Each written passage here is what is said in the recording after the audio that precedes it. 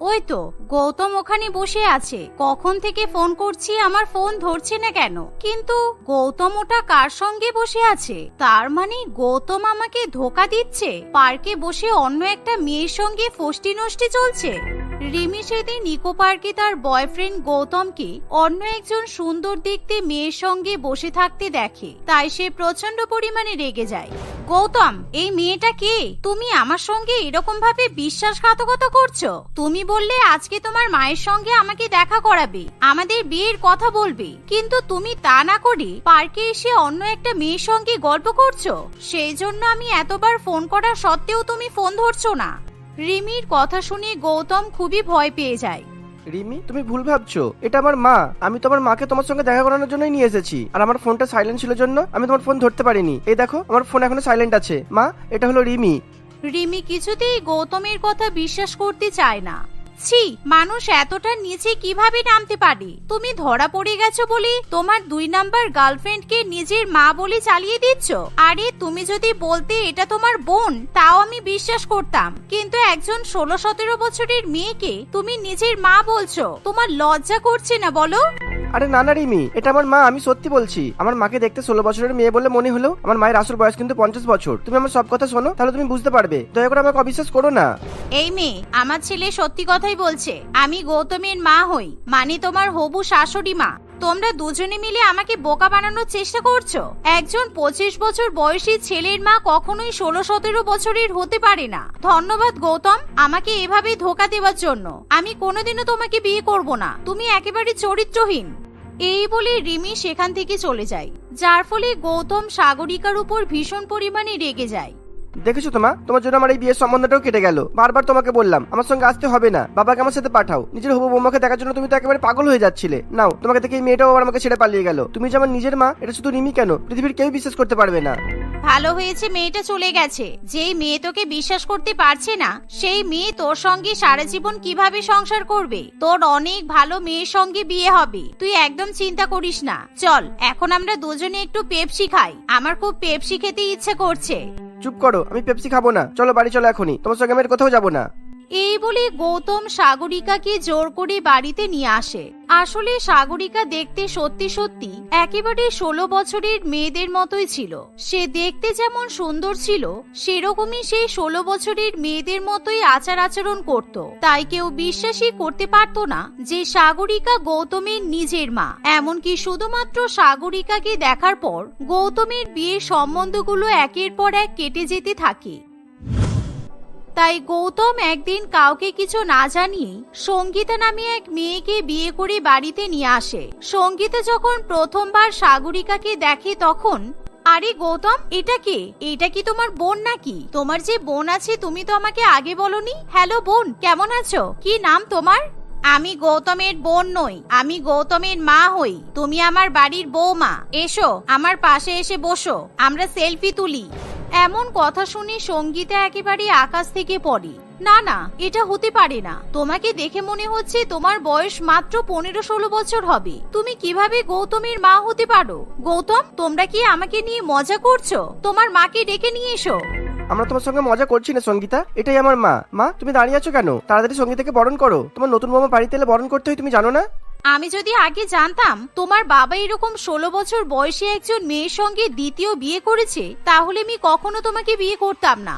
শুধুমাত্র তোমার টাকা দেখে আমি পালিয়ে তোমার সঙ্গে বিয়ে করলাম। আমি অনেক বড় ভুল করে ফেলেছি। তোমার ফ্যামিলি এতটা বাজে আমি তো ভাবতেই পারছি না। আমি এরকম 16 বছরের একজন মেয়েকে কিছুতেই শাশুড়ি হিসেবে মেনে নিতে পারবো না। কি সব ভুলভাল কথা বলছো সঙ্গীতা? আমি কখন বললাম যে আমার বাবা দ্বিতীয় বিয়ে করেছে? আমার মা দেখতে এরকম হলেও আমার মায়ের অরিজিনাল বয়স কিন্তু 50 বছর। আমি তোমাকে পরে সব বলবো, এখন তুমি দয়া করে মুখটা বন্ধ করো। পাশের ঘরে আমার দিদুন শুয়ে আছে, আমার দিদুন খুব অসুস্থ, তাই বাড়িতে আমরা চিৎকার চেঁচামেচি করি না। সঙ্গীতা কিছুতেই গৌতমের কথা বিশ্বাস করতে চায় না, কিন্তু সে যেহেতু বিয়ে করে শ্বশুর বাড়িতে চলেই আসে, তাই তার কিছু করারও থাকে না। তবে তার মনের মধ্যে হাজারো প্রশ্নের ঝড় বইতে থাকে।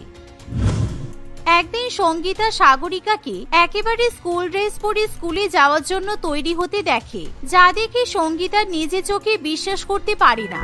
গৌতম, তুমি এতদিন আমাকে মিথ্যা কথা বলেছো যে এটা তোমার মা। এটা সম্পূর্ণ মিথ্যা কথা। আজকে প্রমাণ হয়ে গেল।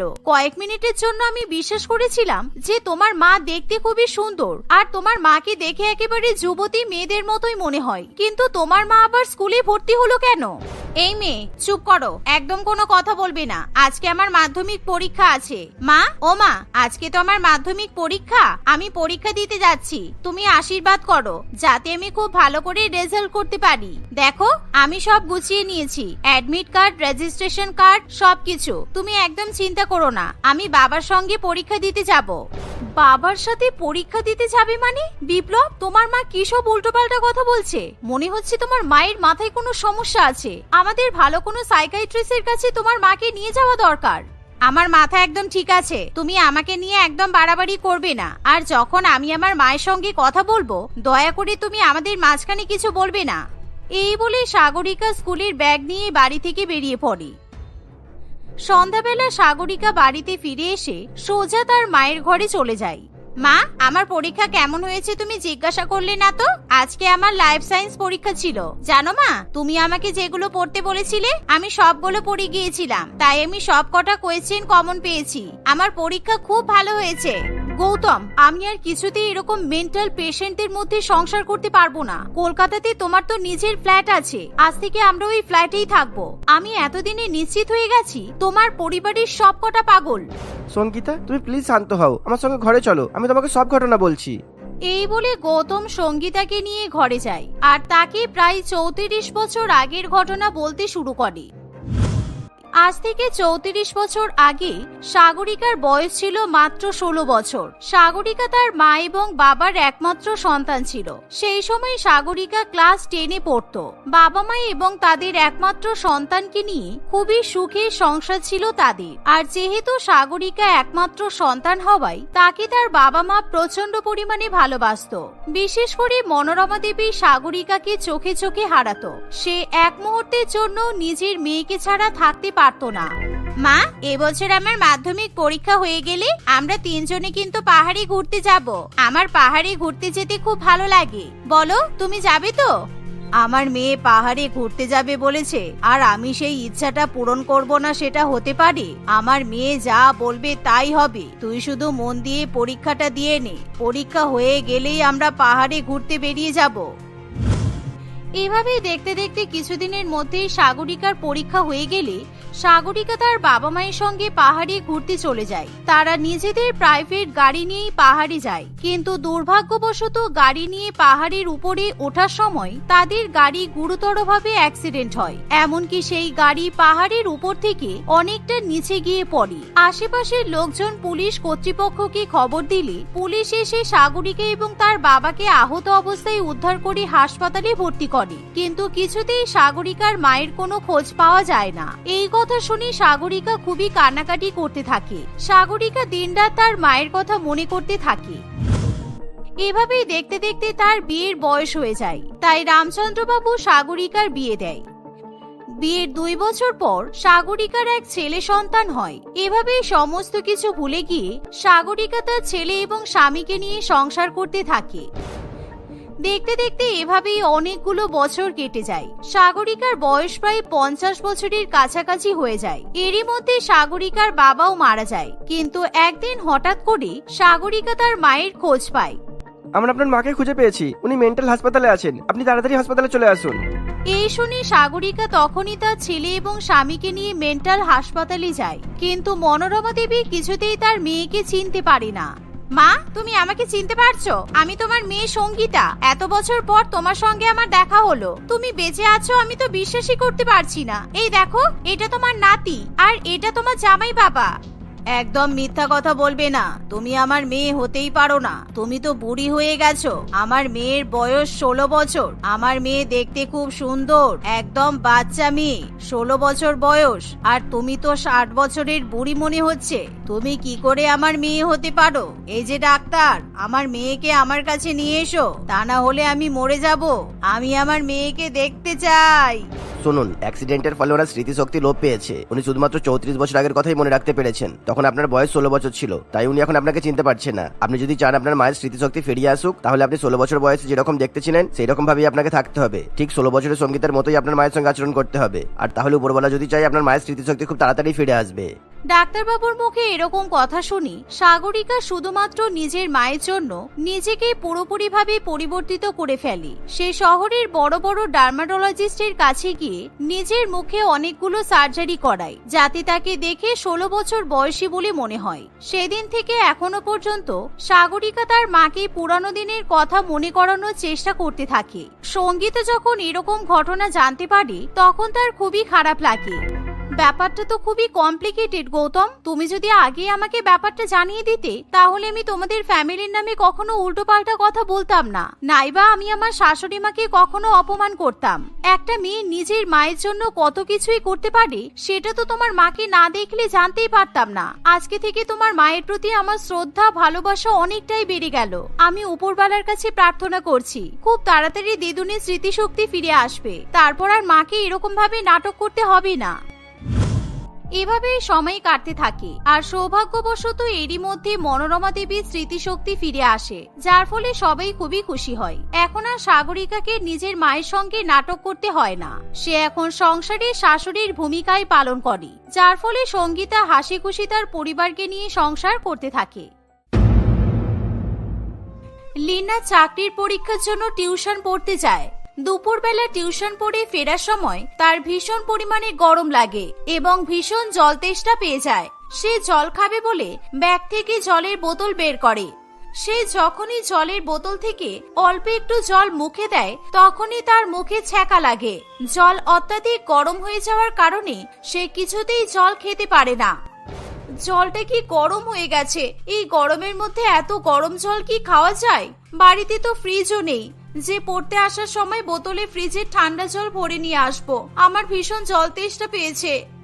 সে দোকান থেকে ঠান্ডা জল কিনে খাবে বলে সামনের একটা পানীয় জলের দোকানে চলে যায়। সে 20 টাকার একটা ঠান্ডা জলের বোতল কেনে, কিন্তু দোকানদারকে টাকা দেওয়ার সময় সে দেখে যে তার ব্যাগে মাত্র 10 টাকা পড়ে আছে, আর সেই 10 টাকা দোকানদারকে দিয়ে দিলে তাকে পায়ে হেঁটে বাড়িতে যেতে হবে। কাকু, আমার কাছে ঠান্ডা জলের দাম দেওয়ার মতো টাকা নেই গো, শুধু 10 টাকা ব্যাগে আছে। এখন তোমাকে এই টাকাটা দিয়ে দিলে আমি অটো ভাড়া দিতে পারবো না। তোর কাছে যখন টাকা নেই, তাহলে ঠান্ডা জলের বোতলটা আমি ফেরত দিয়ে দে, কারণ আমি এখানে গরিবদের সেবা করার জন্য বসে নেই যে তোকে ঠান্ডা জল খাওয়াবো। এরকম বলো না কাকু, আমার খুব ঠান্ডা জল খেতে ইচ্ছে করছে। গরমে গলা শুকিয়ে আসছে, আমাকে ঠান্ডা জল খেতে দাও প্লিজ। ওই দেখ, রাস্তার ওই পারে টাইম কল থেকে জল পড়ছে, যা ওই জল খেয়ে নে। টাকা নেই পকেটে, ওনার আবার ঠান্ডা জল খাওয়ার শখ হয়েছে। ভাগ বলছে এখান থেকে। দোকানদার লীনাকে নিজের দোকান থেকে তাড়িয়ে দেয়। সেই দেখে দোকানে দাঁড়িয়ে থাকা মালিনী দেবীর ভীষণ পরিমাণে খারাপ লাগে, কারণ সে অত্যন্ত দয়ালু ও মানবিক প্রকৃতির মহিলা ছিল। শুধুমাত্র একটা ঠান্ডা জলের বোতলের কারণে একটা গরিব মেয়ের প্রতি দোকানদারের এমন অন্যায় সে কিছুতেই মেনে নিতে পারে না।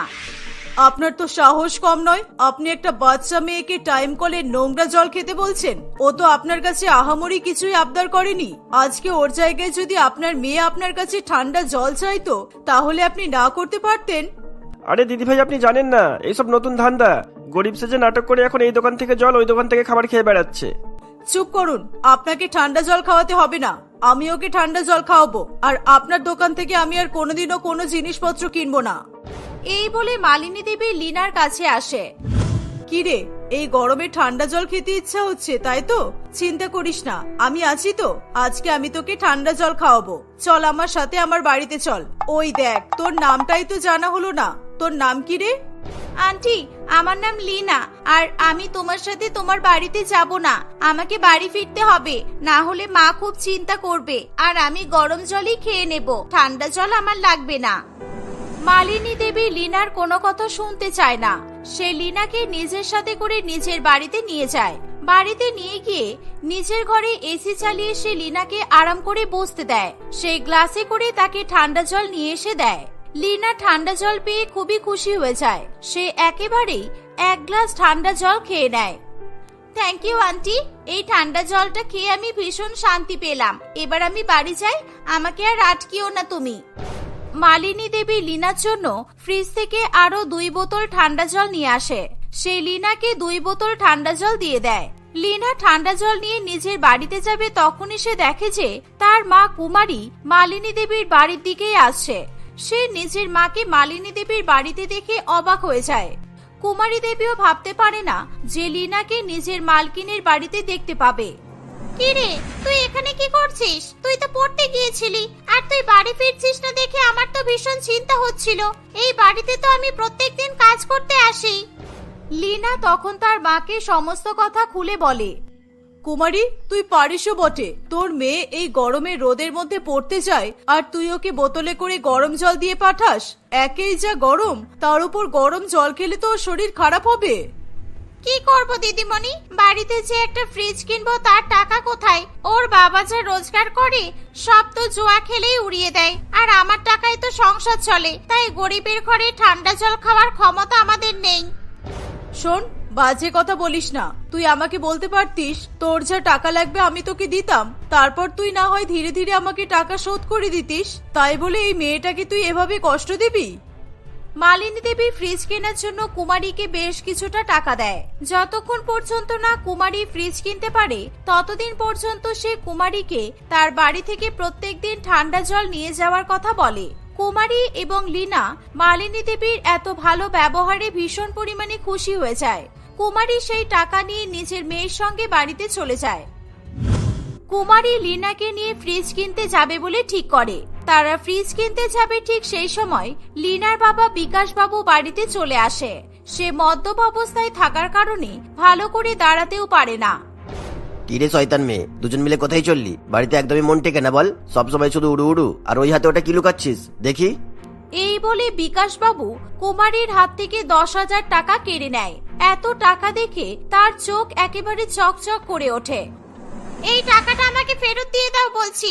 মালিনী ম্যাডাম আজকে আমাকে ফ্রিজ কেনার জন্য 10,000 টাকা দিয়েছে, আর আমি এই টাকা দিয়ে আজকে ফ্রিজ কিনে নিয়ে আসবো। তোমার তো কোনো কাণ্ডজ্ঞান নেই, কারণ মদ খেতে খেতে তোমার স্বাদ নষ্ট হয়ে গেছে। কোনটা ঠান্ডা জল কোনটা গরম জল তুমি তো বুঝতেই পারো না। কিন্তু আমার আর আমার মেয়ের ভীষণ সমস্যা হয়, তাই এবার থেকে ফ্রিজ কিনে আমরা ঠান্ডা জল করে খাবো। বাবা, খুব ঠান্ডা জল খাওয়ার শখ হয়েছে দেখছি। শখ একেবারে ঘুচিয়ে রেখে দেবো। এই টাকা দিয়ে তোকে ফ্রিজ কিনতে হবে না, টাকাটা আমাকে দে। আমি জুয়া খেলে এই টাকাটা লাগিয়ে ডবল ইনকাম করে নিয়ে আসবো, তারপর অনেক বড় ফ্রিজ কিনবি। বাবা, তুমি মায়ের কাছ থেকে টাকাটা নিও না প্লিজ। গরমের মধ্যে গরম জল খেতে ভীষণ কষ্ট হয়। আমাদের একটা ফ্রিজ কিনতে দাও। ফ্রিজ কিনলে তোমারও তো আরাম হবে বলো। বিকাশ তার বউ এবং মেয়ের কোনো কথা শুনতে চায় না। সে কুমারীর কাছ থেকে 10,000 টাকা নিয়ে আবার জুয়া খেলতে এবং মদ খেতে চলে যায়। কুমারী এবং তার মেয়ের এতে কিছু করার থাকে না। পরের দিন মালিনী দেবী কুমারীকে ফ্রিজ কেনার ব্যাপারে জিজ্ঞাসা করলে সে কোনো রকমের উত্তর দিতে পারে না। মালিনী দেবী ভালো মতোই বুঝতে পারে যে কুমারী ফ্রিজ কিনতে পারেনি। তোদের আর কিছু বলার নেই। এখন মনে হচ্ছে টাকাটা দেওয়াটাই আমার ভুল হয়েছে, কারণ তোর বর যা মদমাতাল, ফ্রিজ কিনে নিয়ে আসলেও ও তো ফ্রিজটা বন্ধক দিয়েও মদ খাবে। এভাবেই কিছুদিন কাটে। লীনা কষ্ট হওয়া সত্ত্বেও গরমের মধ্যে গরম জল পান করে। কুমারী নিজের চোখে মেয়ের এমন কষ্ট দেখতে পারে না। আমি ভাবছি এবার থেকে মাটির কলসিতে করে তাতে কাপড় জড়িয়ে জল রাখবো, তাহলে জল বেশি গরম হবে না, আর ওই জল খেয়ে আমরা আরাম পাবো। তুমি যা ভালো বোঝো তাই করো মা, আমার কোনো রকম কোনো কষ্ট হচ্ছে না। আমি এরকম গরম জল খেয়েই গরমকাল কাটিয়ে দিতে পারবো। কুমারী মাটির কলসিতে জল রাখা শুরু করে দেয়, কিন্তু তবুও জল তুলনামূলকভাবে গরমই থাকে। তারা বুঝে উঠতে পারে না যে তারা কিভাবে ঠান্ডা জল খাবে। অন্যদিকে ভীষণ পরিমাণে গরম পড়ায় মালিনী দেবীর বাড়ি থেকে ঠান্ডা জল নিয়ে আসতে আসতেই সেই জল গরম হয়ে যায়। তারা কোথাও থেকে ঠান্ডা জলের জোগান করতে পারে না। একদিন, মা, আগের দিন আমি পাশের বাড়ির পরি কাকিমার সাথে গল্প করছিলাম। ওদের বাড়িতেও তো ফ্রিজ নেই, তাই ওরা বোতলে করে গরম জল নিয়ে বিলাস কাকার বাড়ির ফ্রিজে রেখে দেয়। তারপর জল ঠান্ডা হয়ে গেলে বাড়িতে নিয়ে চলে আসে। বাহ, এটা তো ভালো উপায়। তাহলে আমি আজকে বিলাস বাবুর সাথে কথা বলবো। উনি নিশ্চয়ই আমাকে ফ্রিজে জল রাখার জন্য মানা করবেন না। এই বলে কুমারী ব্যাগে করে কয়েকটা জল ভরে নিয়ে বিলাসবাবুর বাড়িতে চলে যায়। সে বিলাসবাবুকে ফ্রিজে জল রাখার কথা বললে সে কুমারীকে ব্যঙ্গ করতে শুরু করে। কেন রে কুমারী, আমি কি তোদেরকে ঠান্ডা জল খাওয়ানোর জন্য টাকা দিয়ে ফ্রিজ কিনেছি? পরি আমার আত্মীয় মতো হয়, তাই আমি ওকে ঠান্ডা জল দিই। তার মানে তো এই না যে তোকে আমি ফ্রি ফান্ডে আমার ফ্রিজ থেকে ঠান্ডা জল দিয়ে দেবো। দয়া করে এ কথা বলবেন না দাদা, আমার মেয়েটা গরমে ভীষণ কষ্ট পাচ্ছে। আপনি যদি দয়া করে আপনার ফ্রিজে আমার এই 2-1টা জলের বোতল রাখতে দেন তাহলে খুবই উপকার হবে। হ্যাঁ, আমি আমার ফ্রিজে তোর জলের বোতল রেখে দিতেই পারি, কিন্তু ফ্রিতে রাখতে দেবো না। 1 বোতল ঠান্ডা জলের জন্য আমি তোর কাছ থেকে 50 টাকা নেবো। তাহলে তুই যদি রাজি থাকিস তাহলে আমায় বল। 50 টাকা তো অনেক, এত টাকা আমি কোথায় পাবো? আমার পক্ষে এত টাকা তো দেওয়া সম্ভব নয়। তাহলে গরম জল খাও, ঠান্ডা জল খেতে হবে না। এখন আমার ফ্রিজে আমি ফ্রিতে তোমার গরম জলের বোতল রাখতে পারবো না। এই বলে বিলাসবাবু কুমারীকে বাড়ি থেকে তাড়িয়ে দেয়। কুমারীর কাছে আর কোনো উপায় না থাকায় সে 50 টাকার বিনিময়ে বিলাসবাবুর ফ্রিজে জল রাখতে বাধ্য হয়। এভাবে প্রত্যেকদিন কুমারী বিলাসবাবুকে 50 টাকা দিয়ে তার ফ্রিজে গরম জল রেখে আসে। জল ঠান্ডা হয়ে গেলে সেই জল নিয়ে সে তার মেয়েকে খাওয়ায়। মা, আমার আর ঠান্ডা জল লাগবে না, তুমি দয়া করে আর টাকা নষ্ট করো না। প্রত্যেকদিনই এভাবে টাকা নষ্ট করলে আমাদের সংসার কিভাবে চলবে বলো? তোকে এসব ব্যাপারে চিন্তা করতে হবে না, যতদিন আমি বেঁচে আছি আমাকে চিন্তা করতে দে। মা এবং মেয়ে দুজনে মিলে বিকেল বেলা বসে গল্প করছে। হঠাৎ করে সেই সময় তারা বাইরে একটা বাচ্চা ছেলের আওয়াজ পায়। কুমারী দরজার বাইরে বেরিয়ে দেখে যে বিলাসবাবুর 10 বছরের বাচ্চা ছেলে চিন্টু মাটিতে শুয়ে ভীষণ পরিমাণে কাতরাচ্ছে। সেই দেখে কুমারী ভীষণ পরিমাণে ভয় পেয়ে যায়। আমায় একটু জল দেবে গো, আমি না হলে মরে যাব। আজকে বড় মাঠে ফুটবল খেলতে গিয়ে আমার পায়ে ভীষণ জোরে লেগেছে, আর তারপর আমি জল চেয়েও আমি কারোর কাছ থেকে জল পাচ্ছি না। নিজের বাড়ি পর্যন্ত যে যাব সেটুখানিও করতে পারছি না। আমায় একটু জল দাও না দয়া করে। দাঁড়া বাবা, আমি তোর জন্য জল নিয়ে আসছি, তুই চিন্তা করিস না, তোর কিচ্ছু হবে না। এই বলে কুমারী ও লীনা ঘর থেকে গিয়ে বেশ কিছুটা জল নিয়ে আসে। চিন্টুকে সেই জল তারা খাইয়ে দেয়। চিন্টুর ব্যথা লাগা পায়ে জল দিয়ে পরিষ্কার করে দেয়। চিন্টু ধীরে ধীরে সুস্থ বোধ করে। কুমারী এবং লীনা দুজনে বিলাসবাবুর বাড়িতে চিন্টুকে ছেড়ে দিয়ে আসতে যায়। বিলাসবাবু নিজের ছেলের এমন অবস্থা দেখে ভীষণ পরিমাণে ভয় পেয়ে যায়। কি হয়েছে তোর বাবা? তুই এরকম খুঁড়িয়ে খুঁড়িয়ে হাঁটছিস কেন? এই কুমারী আর লীনা তোর সাথে কি করছে বল আমাকে। না বাবা, ওরা ছিল বলে আজকে আমি প্রাণে বেঁচে গেছি, কারণ আমি জলের তেষ্টাই আর পায়ে ব্যথাই মাটিতে লুটিয়ে পড়ছিলাম প্রায়। তোমার আত্মীয় পরি আন্টি আমার এই অবস্থা দেখেও আমাকে 1 বোতলও জল দেয়নি, আর তুমি ওনাকেই ফ্রিতে ঠান্ডা জল খাও। কারণ এই কুমারী আন্টি আমার এরকম করুণ অবস্থা দেখার সঙ্গে সঙ্গে আমাকে জল নিয়ে এসে খাইয়েছে। আবার নর্মাল জল নয় জানো, ঠান্ডা জল দিয়ে। আর ওই ঠান্ডা জলটা 50 টাকা দিয়ে তোমার বাড়ি থেকে কিনে নিয়ে গেছিল। আজকে কুমারী আন্টি আর লীনার জন্যই আমি প্রাণে বেঁচেছি। বিলাসবাবু এই কথা শুনে ভীষণ পরিমাণে লজ্জা পায়। কুমারী ও লীনার কাছে ক্ষমা চেয়ে নেওয়ার মতো তার মুখে কোনো ভাষা থাকে না। আমি তোদের সাথে অনেক অন্যায় করেছি রে, পারলে তোরা আমাকে ক্ষমা করে দিস। আর এরপর থেকে তোদের যখনই ঠান্ডা জল লাগবে তোরা আমার ফ্রিজ থেকে নিতে পারিস। তার জন্য আমি আর তোদের কাছ থেকে কোনো টাকা পয়সা নেব না। না না, আপনাকে আর কষ্ট করতে হবে না, কারণ আমি আমার মাহিনার টাকা জমিয়ে আর আমার মালকিনের সাহায্যে একটা ফ্রিজ অর্ডার করে দিয়ে এসেছি। কিছুদিনের মধ্যে আমার বাড়িতেও ফ্রিজ চলে আসবে, তাই আমি আর আপনাকে কষ্ট দেব না। এই কথা বলে কুমারী তার মেয়েকে নিয়ে সেখান থেকে চলে যায়। কিছুদিনের মধ্যেই তাদের বাড়িতেও একটা নতুন ফ্রিজ আসে। তারপর থেকে তারা তাদের ইচ্ছা মতো ফ্রিজে ঠান্ডা জল খেতে পারে, আর সেই সাথে নানান রকমের শরবত এবং জুস বানিয়ে খায়। তাদের আর গরমে ঠান্ডা জলের জন্য কষ্ট ভোগ করতে হয় না।